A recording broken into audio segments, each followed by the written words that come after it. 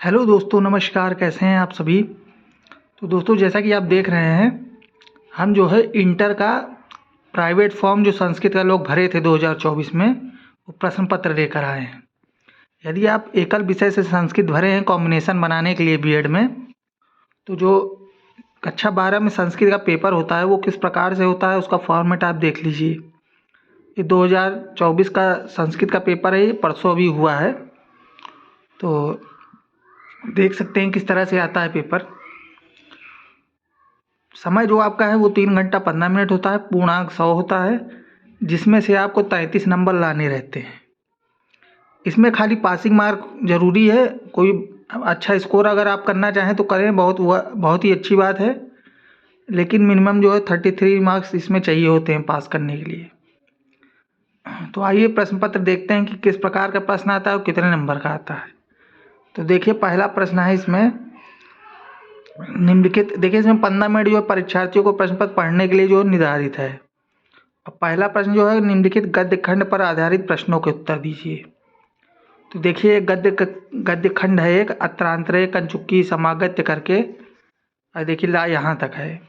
और इसमें देख रहे हैं आप एक रेखांकित जो है, ये देखिए रेखांकित है, इसका अर्थ आपको निकालना है। तो देखिए, ये आपको गद्यांश दिया रहेगा, नीचे इसमें जो है प्रश्न दिए हुए हैं। उपर्युक्त गद्यांश फिर किस पुस्तक से लिया गया है।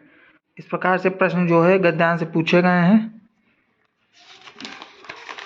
और ये देखिए, ये आपका जो है रेखांकित भाग जो था, रेखांकित अंश जो था, उसका अनुवाद करना था, और उसी गद्यांश से 5वां प्रश्न पूछा गया है। फिर देखिए, अथवा करके दिया, फिर एक गद्यांश दिया। अगर वो ना समझ में आ रहा हो तो ये वाला आप इससे कर सकते हैं, दोनों में से एक करना है। ठीक है दोस्तों, आइए आगे चलते हैं। तो ये देखिए, दूसरा प्रश्न है, अपनी पाठ्य पुस्तक के आधार पर किसी एक पात्र का हिंदी में चरित्र चित्रण कीजिए। 100 शब्दों में लिखना है इसमें। तो सुकनास, पुंडरीक, कादम्बरी, इन तीनों में से किसी एक पात्र का चरित्र चित्रण हिंदी में करना है आपको, और कम से कम 2.5 से 3 पेज आपको लिखना है, 100 शब्द का मतलब। और आइए आगे देखते हैं। बाणभट्ट की गद्य शैली की संक्षेप में हिंदी अथवा संस्कृत में विवेचना कीजिए।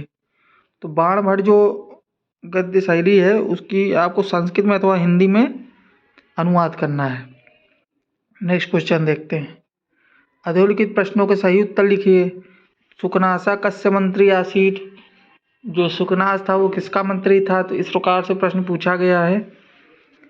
फिर चंद्रपीढ़ से माता का आसीत। तो ये देखिए, छोटे छोटे एक एक नंबर के प्रश्न पूछे गए हैं। और ये ऊपर आपके जो है 4 नंबर का जो है, ये आपका चरित्र चित्रण वाला 4 नंबर का है, और 4 नंबर का बाणभट्ट की गद्य शैली है।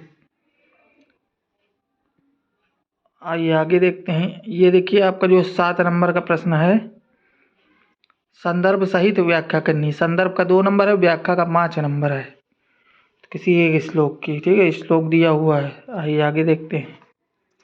दोस्तों, ये प्रश्न पत्र बहुत ही इंपॉर्टेंट है, यदि आप पढ़ लेते हैं तो इसी में से कुछ प्रश्न आ सकते हैं आपके। और प्रश्न देखिए ठीक ठाक ही है, तो आप लोग अपनी पूरी तैयारी से करें। मैं आपको बताना चाहूँगा कि जो है परीक्षा केंद्र पे किसी प्रकार की कोई व्यवस्था नहीं होती है, आपको खुद पे निर्भर रहना पड़ेगा।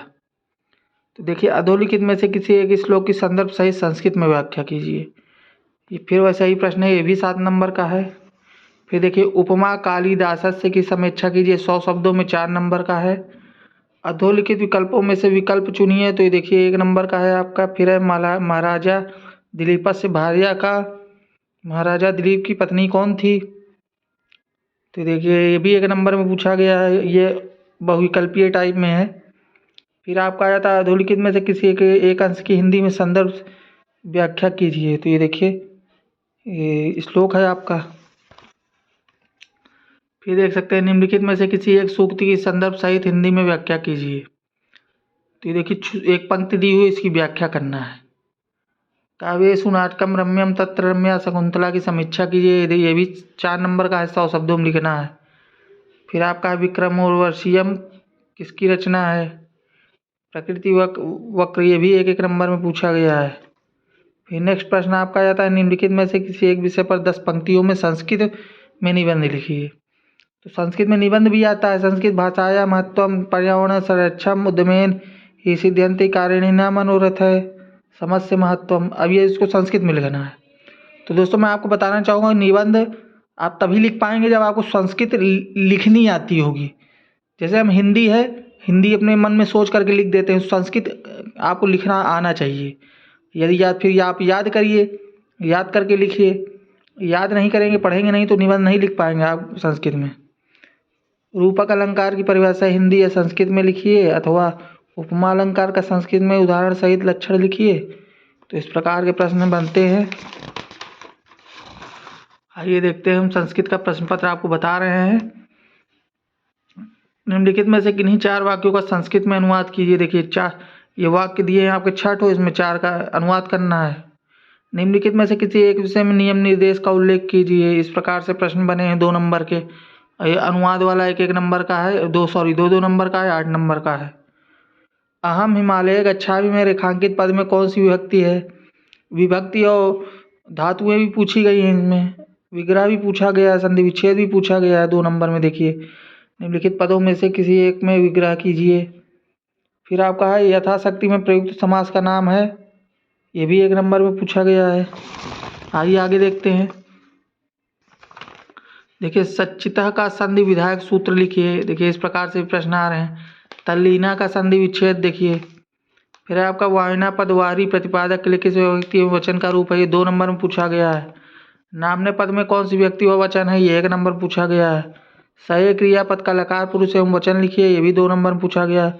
द धातु के लोट लकार उत्तम पुरुष का एक वचन रूप होगा, तो ये भी आपका 1 नंबर में पूछा गया है, लोट लकार।